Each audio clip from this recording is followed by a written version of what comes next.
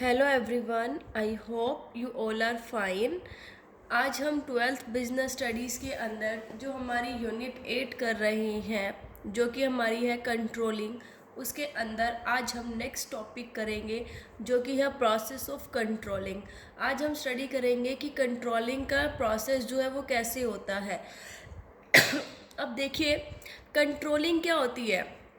Controlling के अंदर हम क्या करते हैं, जो हमारा एक्चुअल वर्क है उसको स्टैंडर्ड के साथ कंपेयर करते हैं और उसके अंदर ये देखते हैं कि क्या उसके अंदर कोई डेविएशंस तो नहीं है।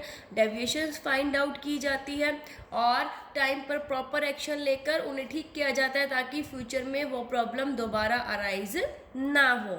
तो वही आज हम कंट्रोलिंग का प्रोसेस स्टडी करेंगे कि कंट्रोलिंग का प्रोसेस क्या होता है। सो देखिए, फर्स्ट है सेटिंग परफॉर्मेंस स्टैंडर्ड्स, दूसरा है measurement of actual performance and third है comparison of actual performance with standards and fourth है एनालाइजिंग डेविएशंस एंड फिफ्थ हमारा स्टेप है टेकिंग करेक्टिव एक्शन।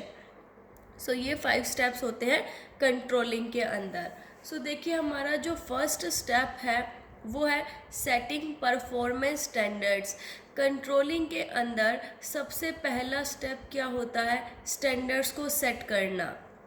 ठीक है, अभी हम स्टैंडर्ड्स देखेंगे कि स्टैंडर्ड्स क्या होते हैं। तो देखिए, standards are the criteria against which actual performance would be measured. देखिए, स्टैंडर्ड्स वो क्राइटेरिया होता है जिसके बेसिस पर एक्चुअल परफॉर्मेंस को मेज़र किया जाता है ना। तो देखो, ये क्या कहते हैं कि this the standards become basis for comparison and the manager insist on following of standards. और यही स्टैंडर्ड्स क्या बन जाते हैं, कंपैरिजन का बेस बनते हैं, क्योंकि सबसे पहले तो हम स्टैंडर्ड डिटरमाइन करेंगे, एक क्राइटेरिया डिसाइड करेंगे कि हमें अचीव क्या करना है। ठीक है, तो ये स्टैंडर्ड जो है ये कंपैरिजन का बेस बन जाता है, क्योंकि जो हमारी एक्चुअल परफॉर्मेंस है वो इसी के बेसिस पर कंपेयर की जाती है, इसी के बेसिस पर मेज़र की जाती है और जो मैनेजर्स है वो भी स्टैंडर्ड्स को फॉलो करते हैं। ठीक है, तो सबसे पहला काम क्या है, स्टैंडर्ड्स को डिटरमाइन करना, स्टैंडर्ड्स को सेट करना। नेक्स्ट है टाइप्स ऑफ स्टैंडर्ड्स। अब जो स्टैंडर्ड्स है वो कितने टाइप के होते हैं। देखिए, स्टैंडर्ड्स 2 टाइप के होते हैं। पहला होता है quantitative and second one is qualitative standards. ठीक है, तो 2 टाइप के स्टैंडर्ड होते हैं। अब क्वांटिटेटिव मतलब जो फिगर्स की हेल्प, मतलब फिगर्स के थ्रू शो किया जाए, है ना।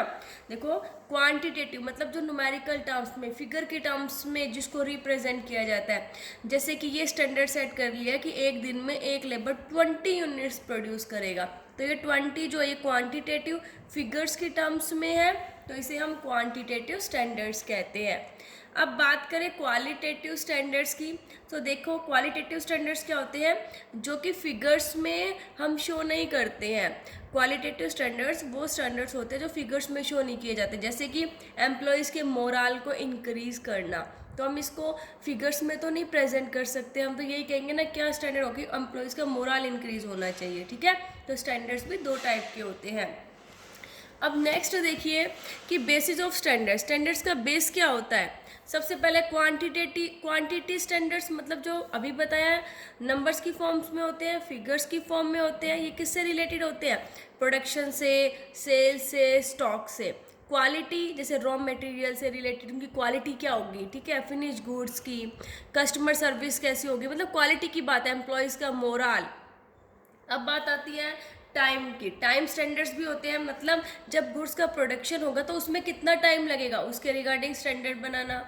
कॉस्ट स्टैंडर्ड मतलब लेबर कितनी लगेगी, लेबर को लगाएंगे तो कॉस्ट कितनी आएगी, मटेरियल की कॉस्ट कितनी आएगी, जो अदर खर्चे हैं वो कितने होंगे, ये सारे जो है स्टैंडर्ड्स का बेस होते हैं। अब है कि जब हम स्टैंडर्ड्स डिटरमाइन करते हैं, जब हम स्टैंडर्ड्स डिसाइड करते हैं, तो कौन कौन से फैक्टर्स को ध्यान में रखना चाहिए। तो देखिए, कहते हैं standard should be reasonable, standard जो है रीजनेबल होने चाहिए। ठीक है, ऐसा नहीं कि आपने ऐसा स्टैंडर्ड सेट कर दिया जिसको अचीव भी नहीं कर सकते। मेजरेबल होने चाहिए, ऐसा होना चाहिए जिनको हम मेज़र कर सकें। फ्लैक्सीबल होने चाहिए कि एनवायरनमेंट के अकॉर्डिंग चेंज किया जा सके। क्लियर होने चाहिए और सिंपल होने चाहिए ताकि सबको समझ में आ जाए। डेविएशन टॉलरेंस लिमिट भी क्लेरिफाई कर देनी चाहिए। डेविएशन टॉलरेंस लिमिट की मान लीजिए अगर इतना डिफरेंस आ गया तो हम साइन कर सकते हैं। मान लो अब क्या कहता है कि एक लेबर को 20 यूनिट्स का काम करना है एक दिन के अंदर, ठीक है। वो कहते हैं अगर आपके 18 भी कर लेते हो ना, तो भी वो जो 2 का डिफरेंस आया वो साइन हो सकता है, साइन कर लेंगे, ठीक है। तो डेविएशन टॉलरेंस लिमिट जो है वो भी क्लेरिफाई कर देनी चाहिए। तो ये फैक्टर्स हैं जो स्टैंडर्ड्स को डिसाइड करते वक्त ध्यान में रखने चाहिए। ये था हमारा फर्स्ट स्टेप। अब नेक्स्ट स्टेप है हमारा मेजरमेंट ऑफ एक्चुअल परफॉर्मेंस। सो देखिए इसके अंदर क्या है, अब एक्चुअल जो परफॉर्मेंस है उसको मेज़र करेंगे। देखिए कहते हैं कि performance should be measured in an objective and reliable manner and the same units in which standards are set. अब जो परफॉर्मेंस, जो एक्चुअल काम है उसको कैसे मेज़र करना है भाई, ऑब्जेक्टिव और एक रिलायबल मैनर में होना चाहिए, ठीक है। अच्छे से एग्जामाइन करना चाहिए उसे, और सेम यूनिट्स में होना चाहिए जिसमें स्टैंडर्ड सेट किए हैं, उसी यूनिट्स में, जिस यूनिट्स में स्टैंडर्ड सेट किए उसी में ही उसे मेज़र करना चाहिए। देखिए measurement is normally done after the task is completed but wherever possible it should be done during the performance. देखिए मेजरमेंट नॉर्मली कब होता है, जब काम कंप्लीट हो जाता है पूरे का पूरा, लेकिन जब भी पॉसिबल हो हमें बीच बीच में परफॉर्मेंस को भी देखते रहना चाहिए, ठीक है। ताकि अभी हो सकता है कि अगर एकदम काम हो जाए उसके बाद में कोई नेगेटिव रिजल्ट आए, इससे बेटर है कि हम लोग टाइम टू टाइम उसे चेक करते रहें तो आने वाली बड़ी डेविएशन से बचा जा सके। ये था हमारा सेकंड कि मेज़र कर लिया अब हमने एक्चुअल को। अब हम क्या करेंगे, कंपेयर करेंगे किसको, एक्चुअल को स्टैंडर्ड के साथ। पहले हमने स्टैंडर्ड्स डिटरमाइन किए, फिर हमने एक्चुअल परफॉर्मेंस को मेज़र किया, अब हम क्या करेंगे, कंपैरिजन करेंगे दोनों का। तो देखिए this step involves comparison of actual performance with the standard. अब हम क्या करेंगे कि एक्चुअल परफॉर्मेंस को स्टैंडर्ड के साथ कंपेयर करेंगे। जब ये कंपैरिजन होगा इससे ये पता चलेगा कि एक्चुअल और जो डिज़ायर्ड परफॉर्मेंस है उनमें कितना डिफरेंस है, डेविएशंस उनके अंदर कितनी है।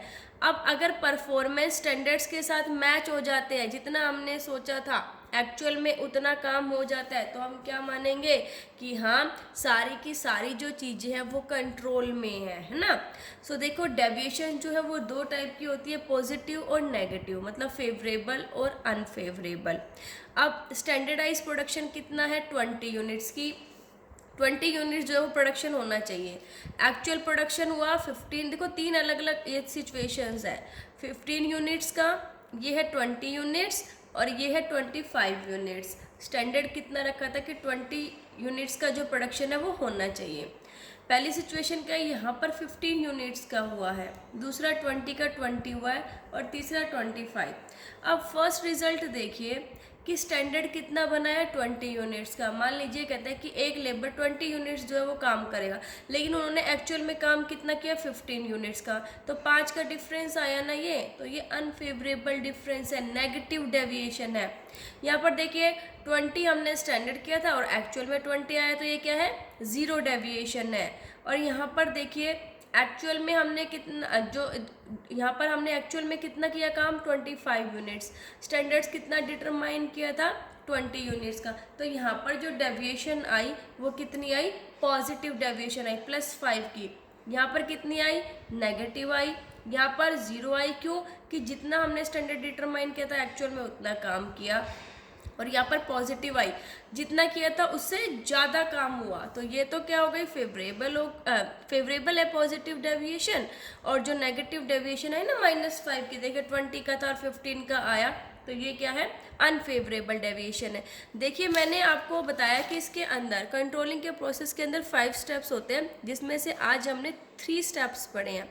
कौन कौन से कि स्टैंडर्ड्स को हमने सेट किया, मतलब वो क्राइटेरिया डिसाइड किया जिसके बेसिस पर एक्चुअल परफॉर्मेंस मेज़र की जाएगी।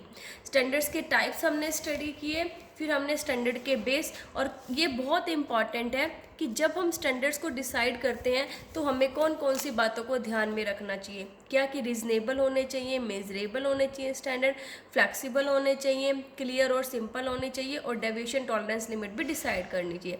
उसके बाद हमने एक्चुअल परफॉर्मेंस को क्या किया, मेज़र किया कि एक्चुअल में काम जो है वो कितना हुआ है।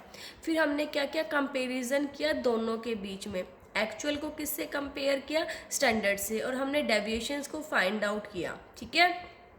डेविएशन दो टाइप की होती है, पॉजिटिव और नेगेटिव। ये मैंने आपको अच्छे से यहाँ पर समझा दी है।